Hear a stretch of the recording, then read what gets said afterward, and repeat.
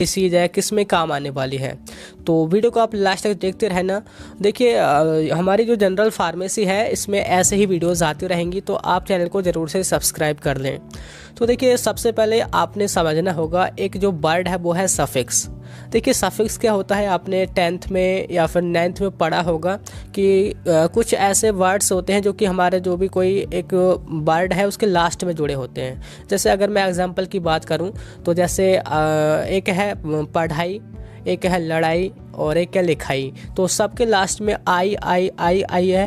तो ये जो है सारे सफिक्स हैं, तो इससे एक कैटेगरी बन जाती है। ऐसे ही मेडिसिन के फील्ड में होता है। और एक दूसरा होता है प्रेफिक्स। प्रेफिक्स भी यूज होते हैं, जैसे कि उपकार है, उपमान है, उपचार है। तो तीनों में शुरू में उप आया है, तो जो शुरू में आते हैं उनको प्रेफिक्स बोलते हैं, जो लास्ट में आते हैं उनको सफिक्स बोलते हैं।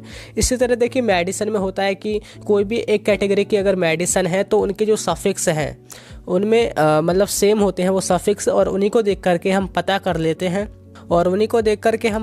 लेते हैं कि कौन सी मेडिसिन किस काम में आती है।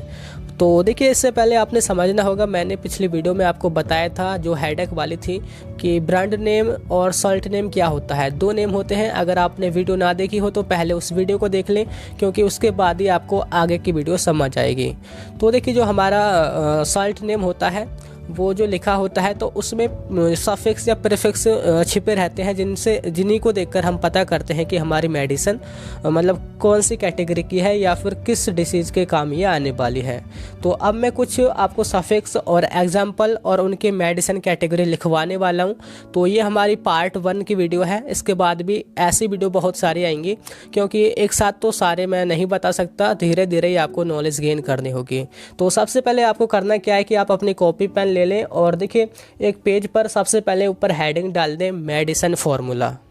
ओके, और उसमें 3 लाइन खींच दें, और एक लाइन में हेडिंग डाल दें सफिक्स, दूसरी में डाल दें मेडिसिन एग्जाम्पल, और तीसरी में डाल दें मेडिसिन कैटेगरी। तो देखिए सबसे पहला जो हमारा प्रीफिक्स है वो है प्रेजोल।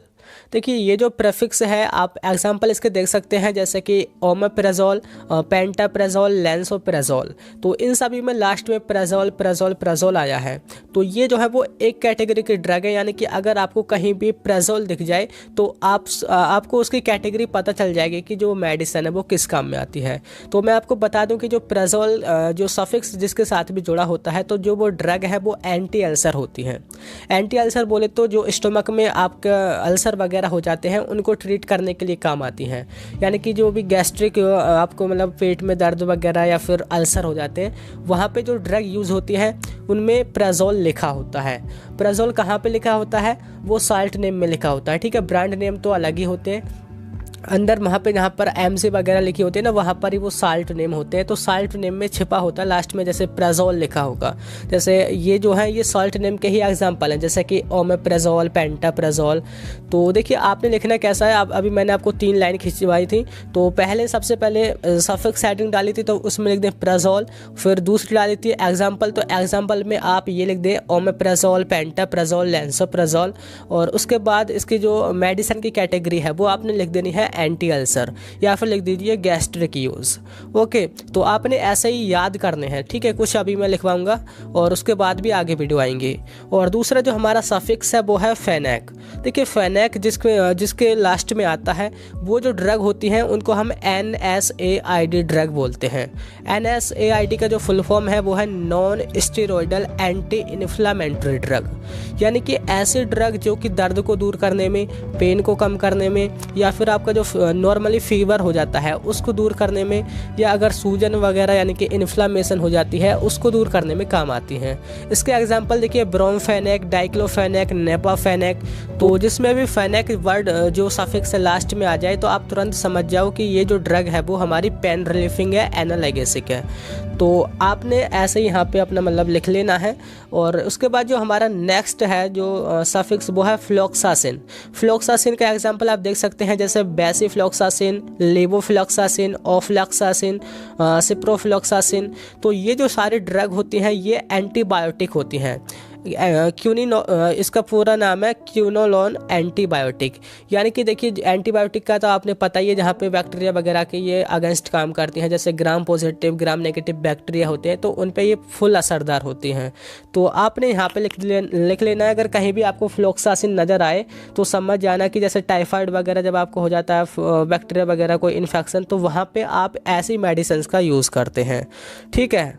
और उसके बाद जो नेक्स्ट हमारा सफिक्स है वो है नेज़ोल। देखिए नेज़ोल अगर आपको कहीं भी सफिक्स नज़र आ जाए तो आप तुरंत समझ जाना कि ये जो हमारी मेडिसिन है वो एंटी फंगल है, यानी कि जो दाद खास खुजली वगैरह होती है वहाँ पर यूज़ होती हैं। देखिए इसका एग्जांपल है फ्लूकानेज़ोल, कीटोकैनाज़ोल, माइकोनेज़ोल और टेरकोनाज़ोल। तो ये इसके एग्जांपल है, यानी कि ये आपके सॉल्ट नेम है। आपको सॉल्ट नेम ऐसे ही नज़र आएंगे तो लास्ट में नेज़ोल ये छपा आएगा, तो आप तुरंत जैसे पढ़ोगे कि नेज़ोल आ रहा है इसमें, तो आप तुरंत समझ जाना कि ये जो हमारी ड्रग है वो एंटी फंगल है, यानी कि दाद खास खुजली वगैरह इसमें यूज होने वाली है। तो आप तुरंत के तुरंत लिखते रहिए। और उसके बाद जो हमारी नेक्स्ट है वो है माइसिन। ये जो सफिक्स अगर किसी के भी लास्ट में आ जाए तो आप तुरंत समझ जाना कि ये जो ड्रग है वो हमारी एंटीबायोटिक है और एंटीबैक्टीरियल है। इसके एग्जाम्पल आप देख सकते हैं एजिथ्रोमाइसिन, क्लैरिथ्रोमाइसिन, इरिथ्रोमाइसिन। तो तीनों के लास्ट में माइसिन आया है, तो ये एक कैटेगरी की ड्रग होगी, यानी कि ये एंटीबैक्टीरियल है, जो कि हमारे बैक्टीरिया होते हैं उनके अगेंस्ट काम करती हैं। और इसके बाद जो हमारा नेक्स्ट सफिक्स है वो है वाइटल। देखिए अगर किसी के बाद में वाइटल लिखा जाए, जैसे कि ब्यूटाबारबाइटल, ब्यूटलबाइटल, फेनोबारबाइटल, सेकोबारबाइटल, तो वाइटल आया है तो ये जो ड्रग है वो हमारे सेडेटिव होती हैं। सेडेटिव बोले तो ये कुछ तो हमारा दर्द पेन वगैरह को दूर करती हैं, और साथ के साथ हमें जो नींद वगैरह है इन्हें खाने के बाद वो भी आती है। यानी कि जब हमें घबराहट वगैरह होती है, थोड़ा हम मतलब उत्प्रेरित से हो जाते हैं ना, तब उसको मतलब सेडिमेंट करने के लिए, उसको सेडेटिव इफेक्ट के लिए, यानी कि नींद आ जाए, हमें आराम मिले, तो उसके लिए ये ड्रग यूज़ होती हैं। तो देखिए अभी हमने ये 5-6 आपको सफिक्स लिखवाए हैं। इस वीडियो में यही काफ़ी है, काफ़ी बड़ी वीडियो हो रही है। तो ऐसे ही वीडियोस आपको आती रहेंगी, या भी पार्ट 1 है, इसके आगे के पार्ट भी आएंगे। तो तब तक के लिए बस इतना ही। आई होप ये आपको समझ आ गया होगा कि कैसे हम किसी भी मेडिसिन को देख करके पता करें कि वो उसका यूज़ क्या है। तो यही था आज की वीडियो में। Thank you, have a nice day.